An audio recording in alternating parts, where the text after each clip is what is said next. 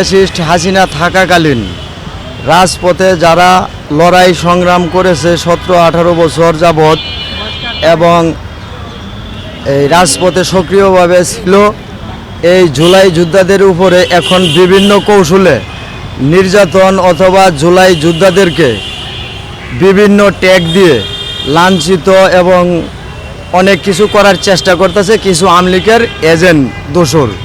তা আমি বলবো যে সারা বাংলাদেশে যারা ফ্যাসিস্ট হাসিনার বিরুদ্ধে রাজপথে সক্রিয়ভাবে লড়াই সংগ্রাম করেছেন, মিডিয়ায় যাদের প্রমাণ আছে, তে আওয়ামী লীগ যদি কোনো দিন ক্ষমতায় আসে তে এই লোকগুলিকে যাদের মিডিয়ায় প্রমাণ আছে, রাজপথের লড়াই সংগ্রামের ভূমিকা আছে, আমি মনে করি এই লোকগুলির অস্তিত্ব বিলীন করে ফেলাবে আওয়ামী লীগ, এদেরকে মেরে ফেলবে। তার জন্য আমি জুলাই যোদ্ধাদেরকে আহ্বান করছি, যারা এই আওয়ামী লীগ সরকার থাকতে আন্দোলন লড়াই সংগ্রাম করেছেন, সাধারণ ছাত্র জনতা যাদের মিডিয়ায় প্রমাণ আছে, এই শাহবাগে জাতীয় ঐক্যের আমি আগামীকাল থেকে ডাক দিব। আপনারা সবাই ঐক্য হন, জুলাই যোদ্ধা সবাই একত্র হন। বিভিন্ন জায়গায় জুলাই নিয়ে ব্যবসা করতেছে, হাসিনার বিরুদ্ধে একদিন লড়াই সংগ্রাম করে নাই, ওই লোক যায় বলতেছে আমি জুলাই যোদ্ধা, আমি জুলাইয়ের এই জুলাইয়ের সেই। তাদেরকে বলবো যে সাবধান। আর এই সরকারকে বলবো, ডক্টর ইউনূস সরকারকে বলবো যে আপনি আমাদের জুলাইয়ের আন্দোলনের শহীদ যারা হয়েছে, রক্ত জীবন দিয়েছে ছাত্ররা, আমাদের রক্তের উপরে এই সরকার গঠিত হয়েছে। আর এই সরকার আমাদের লোকজন জুলাই যোদ্ধা যারা, এরা বিভিন্নভাবে নির্যাতনের শিকার হইতেছে। সরকার আমাদের জুলাই যোদ্ধাদেরকেই থানায় নিতেছে, আটক করতেছে বিভিন্নভাবে। এই ফাটলটা ধরার কারণ হলো আমাদের এই জুলাইকে কিছু ছাত্র নেতা কুক্ষিগত করছে, জুলাইকে বিক্রি করছে, মানে একক আধিপত্য বানাইছে। কিন্তু আসলে তো এই জুলাইটা একক আধিপত্য না, কারো বাপদাদার না। আমি একজন রিক্সাওয়ালা, অটো চালাই।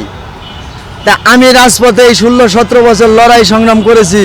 ঢাকা সিটি আফতাবনগর আমার বাসা বাড়ি। 28 অক্টোবর প্রোগ্রাম করার পর রাত 3টা বাজে পুলিশ লীগ, মানে পুলিশ দিয়ে আমার আওয়ামী লীগের দোসরেরা বিতাড়িত করছে। এই জায়গাটা আমি এখনও ফিরা পাই নাই। আমার গ্রামের বাড়িতে, আমার বাড়ির সাথে চতুর সাইড দিয়ে আওয়ামী লীগের দোসর, আওয়ামী লীগের লিস্টদারি নেতা চাডু ফকিরের বলা জুল্লাস আমাকে নির্যাতন 17 বছরও করছে, এখনও করতেছে। তো থানায় কমপ্লেন করার পর থানা কোনো অ্যাকশন নেয় না, তার মানে বিক্রি হয়ে যায় টাকার কাছে, বেশি ক্ষমতার কাছে বিক্রি হয়ে যায় পুলিশ। আওয়ামী লীগের মানে আওয়ামী লীগের পুলিশের অভাব নাই। থানা, চৌকিদার, দফাদার, জাকন, স্কুল, কলেজ, মানে এক কথায় শেষ। এভরিথিং সকল জায়গায়। শুধু এই দেশ থেকে শেখ হাসিনা বলাইছে, শেখ হাসিনার কিছু এমপি মন্ত্রী বলাইছে। আর আমাদের পাড়া মহল্লা, হাডে ঘাড়ে আওয়ামী লীগের দোসররা ঘুরতেছে। এই যে এখানেও আওয়ামী লীগের দোসর আছে, কিন্তু আমরা চিনতেছি না। অনেকে আবার চিনি, কিছু বলতে পারতেছি না। তার টাকা আছে, ক্ষমতা আছে, পয়সা আছে, ভয় ভীতিতে আমরা থাকি। তখন আমি এই সরকারকে বলবো, ডাকসুর সাবেক বিভিন্ন লক্ষ্ণৌর ভাই, ওনার উপরে একটা হামলা হয়েছে। এরপর আমাদের উসমান হাদি ভাই, ওনাকে হত্যা করা হয়েছে গুলি করে রাস্তায়। তে আরও জুলাই আন্দোলনের যারা যোদ্ধা এই হয়রানির শিকার হয়েছে কিংবা নিপীড়নের শিকার হয়েছে, এই নির্বাচনের আগে এই সরকার যেন এই নির্বাচনের আগে এদের বিচারটা উসমান হাদি ভাই বিভিন্ন লক্ষ্ণৌর নিষ্পৃত করে। আর যদি এই নির্বাচনের আগে এদের বিচার, জুলাই যোদ্ধাদের বিচারের যদি নিষ্পৃত সরকার না করে, আমি বললাম আজকে আপনারা মিডিয়ার ভাই আমার কথাগুলি প্রচার করবেন দেশব্যাপী, যাতে মানুষ শুনে, আবার কাটিয়ে দেন না। তো কথা হলো, এই নির্বাচনের আগে বিচার না করলে আমি মনে করি জাতীয় নির্বাচন যদি দেয় এই সরকার, হাজার হাজার মানুষ প্রাণহানি হবে, জীবন দিবে, রক্ত দিবে, বেশি ক্ষমতা প্রয়োগ হবে। প্রয়োগ তো সরকার পলানির পর থেকেই বেশি ক্ষমতা প্রয়োগ হইতেছে। কিন্তু আমরা অনেকে জুলাই যোদ্ধা এই একতাটা বিনষ্ট করে ফেলাইছে কিছু সুবিধাভোগী যুদ্ধরা। তো এই একতা নাই। তা আমি বলবো যে জুলাই যোদ্ধা যারা শেখ হাসিনার বিরুদ্ধে অরিজিনালি লড়াই সংগ্রাম করেছেন, ডকুমেন্ট আছে, এই শাহবাগে আসুন, আমরা একতা হই, এক হই। একতাই শক্তি, একতাই মুক্তি। আমরা যদি এক না হই, আগামী নির্বাচনের আগেই অনেক জুলাই যোদ্ধার কে অনেকভাবে হয়রানি হেও করবে এবং হামলা মামলা খুন খারাপি এই আমলিকের সন্ত্রাসীরা করবে। মানে জুলাই যোদ্ধাদেরকে বাঁচতে দিবে না, এদেরকে বিলীন করে দিবে, এদের পরিবার সহ এদেরকে মেরে ফেলবে। তা সরকার তো জুলাই যোদ্ধাদের নিরাপত্তা দিতে পারতেছেন না, এরপর জুলাই যোদ্ধাদের হামলার বিচারও করতে পারতেছেন না। উসমান হাদি ভাইয়ের হামলাটা এটা ছোটো মোটো হামলা? বিপি নুরুল হক নূর ভাইয়ের উপর হামলাটা এটা কি ছোটো মোটো হামলা? গণতন্ত্রের একটা বয়স বিপি নুরুল হক নূর, আর উনার উপরে হামলা হয়েছে, ভিডিও আছে। প্রশাসন এখনো দুর্বল। অনেকে বলে প্রশাসন সেট আপ শক্তিশালী হয়েছে, আমি মনে করি প্রশাসন এখনো দুর্বল।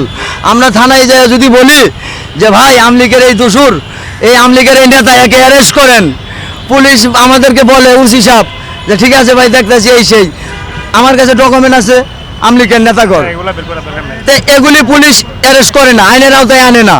মানে আমলিকের দোসর এখনো থানার সামান দিয়ে ঘুরতেছে। এটা সরকারের বাধাগ্রস্ত করতেছে, আমি মনে করি সরকার বাধাগ্রস্ত করতেছে। কারণ এই সরকারটা বিপ্লবী সরকার হওয়ার কথা, কারণ একটা বিপ্লবের পরে যদি সরকার গঠন হয়, একটা বিপ্লব ঘটার পরে আমি মনে করি ওই সরকারটা থাকবে বিপ্লবী। তা আমরা ডক্টর ইউনূসকে নিয়ে আইসা বইছি, সে নোবেল বিজয়ী মুরব্বী মানুষ, তাকে সম্মান শ্রদ্ধা করে আইনা বসাইছি। তো সে কি করছে, এনজিও কিছু উপদেষ্টা বসাইছে তার ব্যক্তিগতভাবে, কিন্তু বিপ্লবী কোনো উপদেষ্টা বানায় নাই। আমরা যারা বিপ্লব করছি, লড়াই করছি, সংগ্রাম করছি, আসিফ নজরুল স্যার উনিও আমার সহযোদ্ধা, ওনার সাথে আমি লড়াই সংগ্রাম করেছি। আসিফ মাহমুদ উপদেষ্টা উনিও আমার সহযোদ্ধা, আসিফ মাহমুদ আমরা একসাথেই লড়াই সংগ্রাম করছি। কিন্তু আমাদের এই জুলাইটা আমাদের কিছু ছাত্র ভাই এরা কুক্ষিগত করে ফেলেছে। ধরেন একটা দল গঠন করতে কিন্তু তিল থেকে বেল হয়, আর আঙুল ফুললে কলা গাছ হয়ে গেলে আমাদের সাথে যারা লড়াই করছে, আন্দোলন করছে, অনেকে আমাকে বলতো ভাই একটা কেক খাওয়ান, খাওয়াইতাম। কিন্তু এখন তারা হাজার হাজার কোটি টাকার মালিক, আর 300 টাকা দামের পাঞ্জাবি গায়ে দিত।